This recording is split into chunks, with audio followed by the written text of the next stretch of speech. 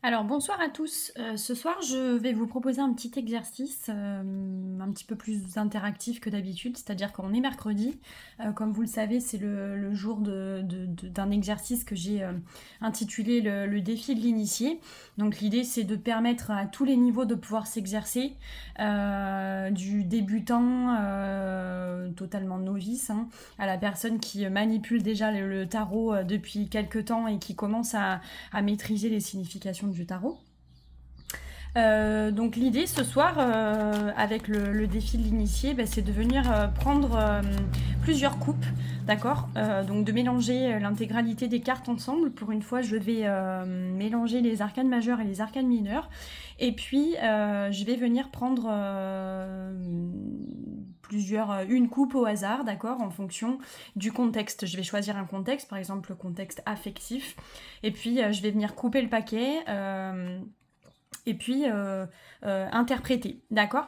Alors je ferai quelques petites pauses, j'observerai quelques petites secondes de pause pour que vous ayez le temps de mettre justement la vidéo sur pause et de pouvoir prendre quelques petites notes de façon à vous exercer de manière ludique, voilà. Ça parce que je remarque que vous n'êtes pas forcément toujours au rendez-vous lorsque je poste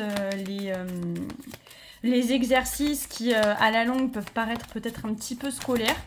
En même temps, c'est pour permettre aussi à tout le monde d'avoir le temps, effectivement, de travailler un petit peu et d'apprendre de manière ludique, hein, le tarot.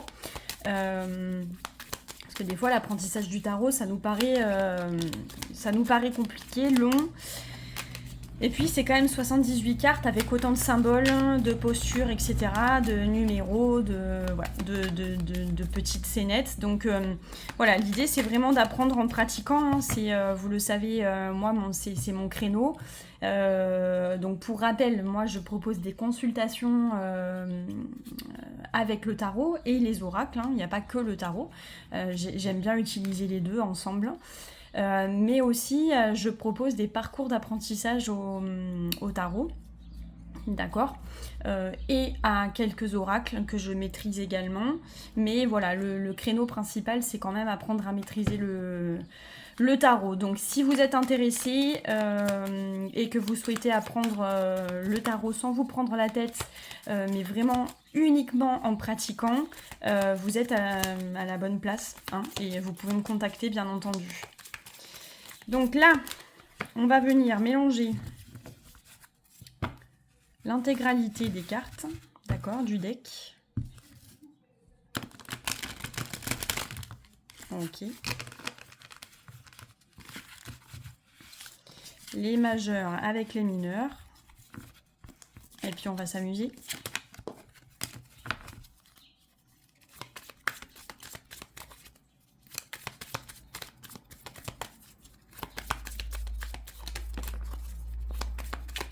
Bien entendu, on ne fait pas attention aux cartes qui tombent, hein, pour une fois. Donc on peut lire les coupes à l'endroit et à l'envers.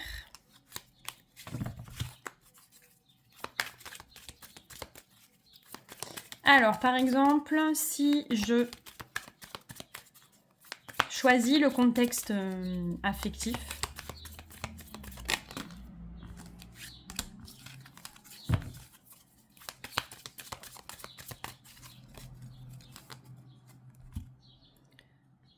et que je viens prendre... Oula, je triche un peu. Que je viens prendre cette coupe. De quoi ça va vous parler dans le contexte affectif? Je vous laisse quelques secondes pour peut-être couper la vidéo et pour pouvoir réfléchir.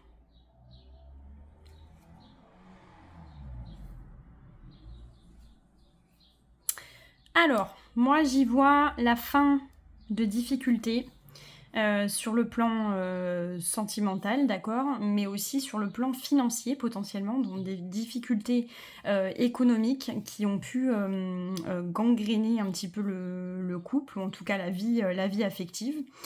La fin des difficultés, Et puis, le retour d'une forme de dignité, d'accord? Donc là, on peut presque lire la coupe de manière chronologique, c'est-à-dire qu'on sort de certaines difficultés en matière notamment d'estime de soi, etc. On retrouve confiance. Donc là, on a vraiment un retour à la confiance. Potentiellement, moi je vois plutôt voilà, une coupe comme ça, une personne qui serait célibataire par exemple, qui a traversé une période de complications et qui reprend du poil de la bête, d'accord, et qui retrouve la confiance. Voilà. Notamment pour séduire, hein, pour se remettre en selle, on va dire, et revenir sur le marché. Allez, on continue. Mettons qu'on prenne par exemple... Ah, c'est compliqué, hein. Ils ont envie de s'exprimer.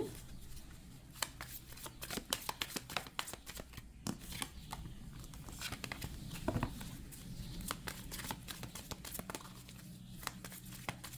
va essayer de les mélanger au mieux.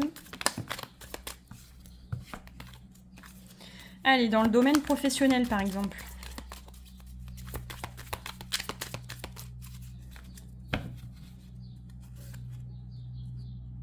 Hop.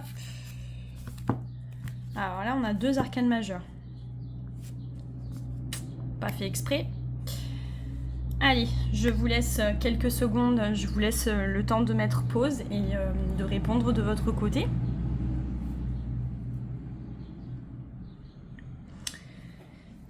Alors, dans le domaine professionnel, moi je vois dans cette coupe la fin d'une période de réflexion, d'introspection et potentiellement la fin aussi d'une période d'études, d'accord ? Là, ça peut être clairement des études liées à la recherche universitaire, voilà. Et donc on va sortir d'une forme d'isolement aussi, hein. Ça peut être la fin d'examen, ça peut être la fin d'une période effectivement d'université, d'études approfondies, de recherche à propos d'un sujet, d'accord. Et comme on le voit, l'ermite à l'envers, on va sortir, on va se tourner vers l'avenir, on va sortir de cette forme d'introspection, d'accord, et on va revenir un petit peu à la lumière du jour, hein. Voilà. Peut-être un retour vers la famille. Bon, après, on est en période de vacances, donc vous voyez, on vient aussi parfois lire un peu les énergies. Mais sur le plan professionnel, on peut effectivement nous parler, voilà, d'une période où on a lutté, où on a fait des recherches, où on a étudié. Et là, en fait, c'est derrière nous, on a terminé cette période-là. Peut-être ça signifie aussi, voilà, un diplôme ou quelque chose comme ça, vous voyez ? C'est intéressant parfois d'aller regarder les cartes qui se trouvent derrière la coupe.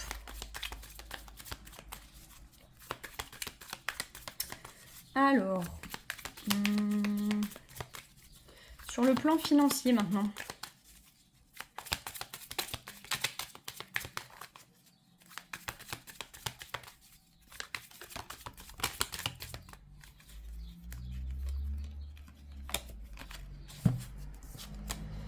Le problème, c'est qu'elles veulent sauter.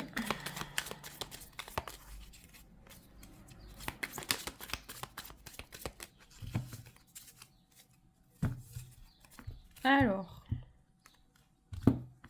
hop. Alors, sur le plan financier, je vous laisse là encore quelques petites secondes pour réfléchir.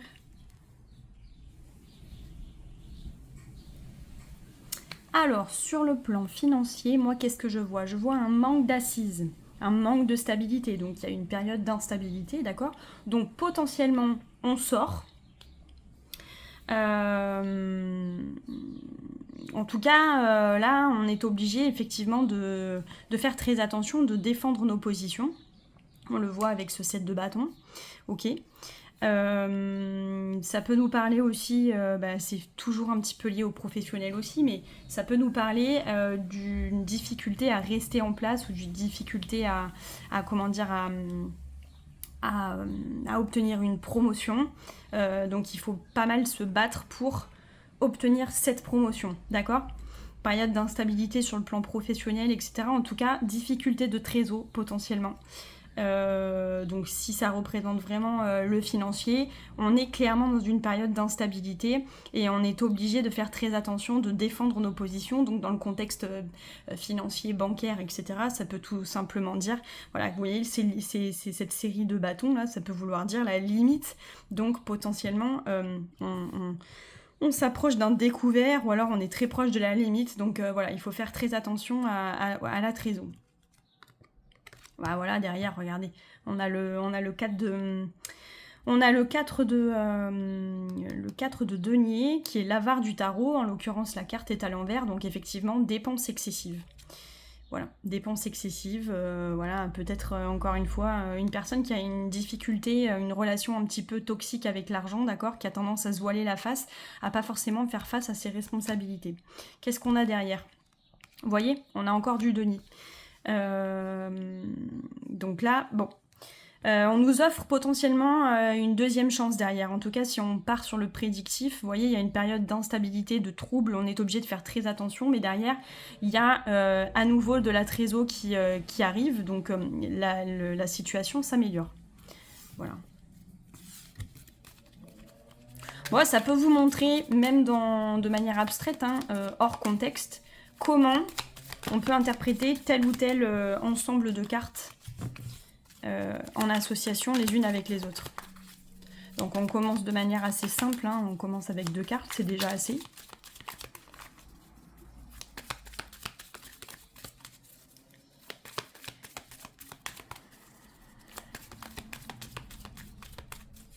Maintenant, on peut poser une question au tarot, on peut dire voilà. Quel va être mon défi de la semaine, le point sur lequel il va falloir que je porte mon attention.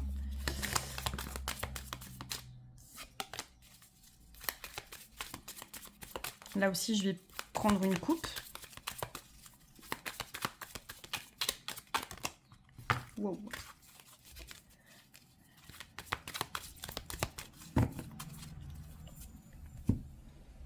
Hop.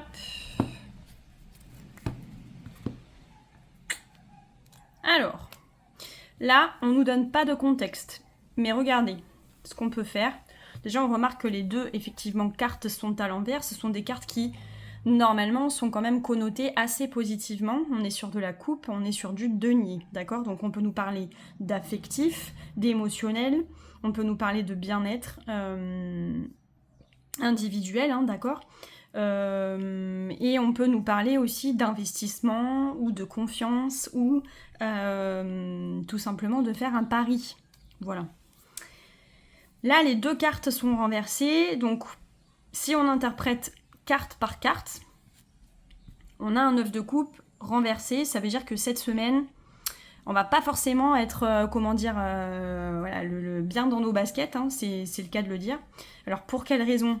Peut-être justement parce que regardez, vous voyez ce valet de denier qui est renversé, on parle souvent d'argent, on parle d'investissement, on parle de choses très matérielles, donc peut-être que je ne sais pas, il peut y avoir un contretemps par exemple au niveau de, on peut imaginer qu'il y a un contretemps au niveau d'un versement, d'une rémunération, d'un règlement, etc.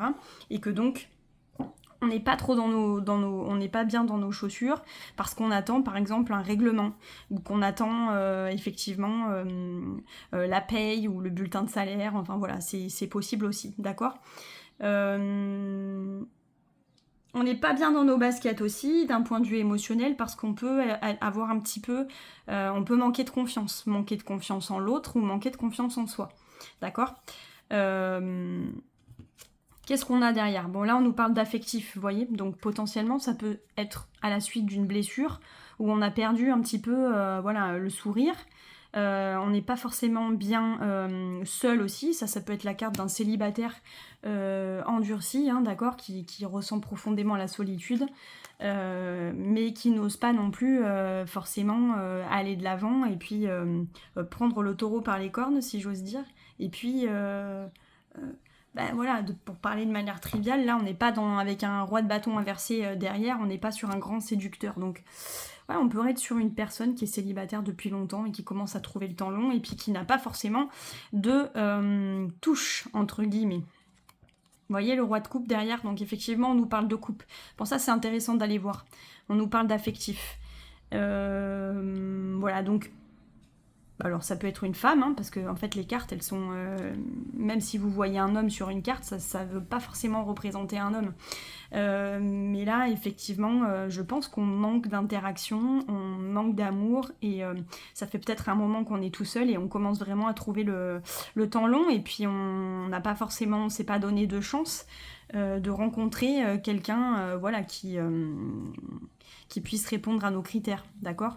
Qui puisse nous apporter de l'amour. On peut aussi, avec, regardez, ce roi de coupe et cette mort à l'envers, on peut nous dire que oui, il y a eu par exemple une rupture sentimentale, de toute façon on le voit avec le 3 d'épée, une rupture sentimentale qui a induit une transformation, d'accord? Une transition très compliquée. Et on est encore dans des énergies de fin. C'est aussi la raison pour laquelle on a peut-être du mal à faire confiance à nouveau à quelqu'un, d'accord? Voilà comment on lit une coupe dans un contexte particulier. Écoutez les amis, j'espère que ça vous aura plu, en tout cas comme format. On peut continuer sur cette lancée et puis essayer de faire ça, alors peut-être pas tous les mercredis, mais de temps en temps, si ça vous parle un peu plus. D'accord. L'idée c'est de plus en plus de multiplier les contenus vidéo, parce que les publications c'est bien, mais voilà, c'est beaucoup moins interactif. Donc moi je pense que vous apprendrez mieux si vous entendez le son d'une voix, et que vous avez aussi les images. C'est peut-être un peu plus sympa que de lire une légende et d'avoir des photos en permanence. Mais moi j'aime bien varier les contenus, donc je vais essayer de faire de plus en plus de vidéos. Après, ça me demande un peu plus de travail parce qu'il y a un peu plus de montage, etc. Et que ça prend un peu plus de temps à poster. Mais je pense que c'est pour le mieux, parce que c'est dans ces conditions qu'on apprend le mieux. Voilà, bah écoutez, encore une fois, je vous remercie de votre attention. N'hésitez pas à partager mes vidéos et à recommander la chaîne, d'accord? Et vous savez où me trouver si vous avez des questions ou besoin de mes services. Merci beaucoup, bonne soirée!